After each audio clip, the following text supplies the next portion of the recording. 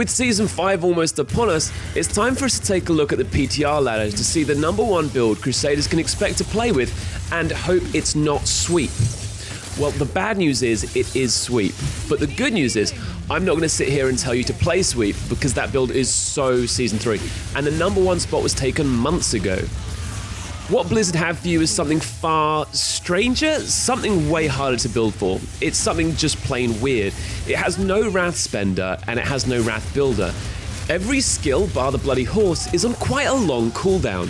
This is the Legacy of Nightmares Bombardment spec, and that name sucks, so I'm going to start referring to it as the LWN Bomb, and it's awesome. Fun incoming.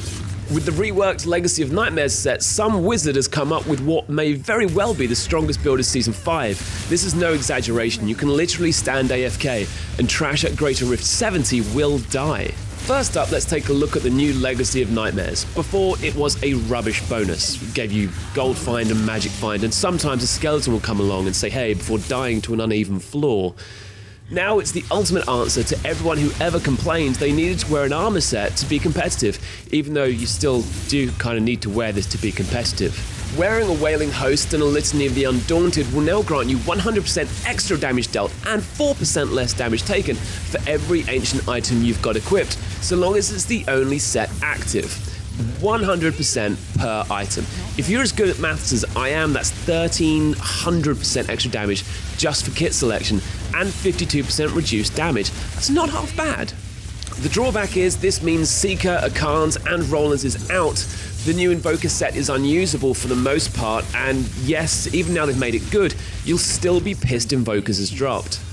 Ditching your favourite set may seem like a daunting prospect, but it means you'll be able to pick some really fun pieces to add a little flavour to your experience. Let's take a look at the ancient items I'm recommending you don in Season 5. A multi-season all-star Leoric's Crown is not only relatively easy to find, it's one of the most flexible and useful head slots in the game. A diamond in this provides a huge chunk of cooldown reduction we'll need to sustain DPS in this Legacy of Nightmares build. A newly useful item in Season 5, the Heart of Iron, provides a much needed boost to your Thorns damage, which we'll be abusing this season. Shoulders have always been a problem area for Crusaders, and indeed most classes. The bonuses provided just aren't useful when pushing Greater Rifts, so we'll be turning to the Invoker set Shoulders, as they can have a considerable amount of Thorns damage as a secondary stat. Gloves are another slot that can be a problem, but we're going to go a little defensive with St. Archew's Gauge. This adds a bubble that will add a great amount of survivability in higher rifts. For the wrist slot, we're going for the Nemesis Bracelets. It's an item that most of you have in your bags for farming. This time we'll be using them to speed along rifts. Activating a pylon is pretty much my favourite time to encounter a champion, and now they give 4 progress globes, it's become more important than ever not to skip these guys. Try to get a high physical damage roll here. The belt we're using is going to be the Belt of the Trove. This calls down way more bombardments, so try and get one that activates every 6 seconds, but obviously the priority is that it's ancient. The leg slot will be the Hexing Pants of Mr. Yan. We're going to be doing a lot of movement with this build, so that buff is going to stay up. Boots are actually a matter of taste. I know some like to wear Ice Climbers, but I'd probably argue being an Akarat's champion most of the time limits that usefulness. Personally, I go for the Act 2 boundary reward Illusory Boots, because getting trapped in a huge horde of enemies isn't often where you want to be. Honourable mention goes out to Firewalkers, which do some DPS, but really not as much as anyone would notice. Jewelry will obviously be the Legacy of Nightmares set, and probably a Hellfire Amulet, although an Elemental Immunity Amulet is nice too. For weaponry, we're going to go a little bit unexpected and use the Swift Mount, as having double duration on fast movement as well as a surprisingly damaging charge attack is priceless. The gem we're putting in here isn't the usual emerald, but a topaz to buff Thorns damage. Our shield's going to be the Lidless Wall, as nothing else we can choose will offer as much DPS increase than a 20% physical damage and a big chunk of cooldown reduction.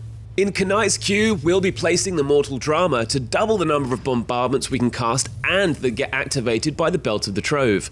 The new and improved Aquila Cuirass reduces damage taken by 50% so long as your resource is above 90%, but we won't be using Wrath at all, so this is free mitigation. Convention of Elements will sit in the third Kanai's Cube choice because it's almost unbeatable for a DPS boost when you've got a reliable window to blow your cooldowns. Remember again, all these do have to be ancient, so don't expect to rush down week 1 with this build and get yourself an early slot on the ladder. It's just not that kind of build. If the option presents itself, rerolls, you'll be wanting a CDR to get bombardment happening as often as possible, and also Thorns damage onto the secondary, which will boost pretty much all the damage you do. For the legendary gems we're using, there's no surprise we'll want the newly released Boyarski's Chip to provide a huge bonus to Thorns damage in this build, and also previous favourites Bane of the Trapped and Bane of the Stricken, which are both solid DPS gems. The skills you'll be wanting for this build are the following. Shield Glare with Divine Verdict. It's the ultimate offensive crowd control. This will provide a sharp increase of DPS while stopping your enemies from attacking. Win-win. Steed Charge with Spiked Barding will not only give you great movement speed and an escape plan, but will also be a way of doing damage by applying Thorns damage to whoever you run through.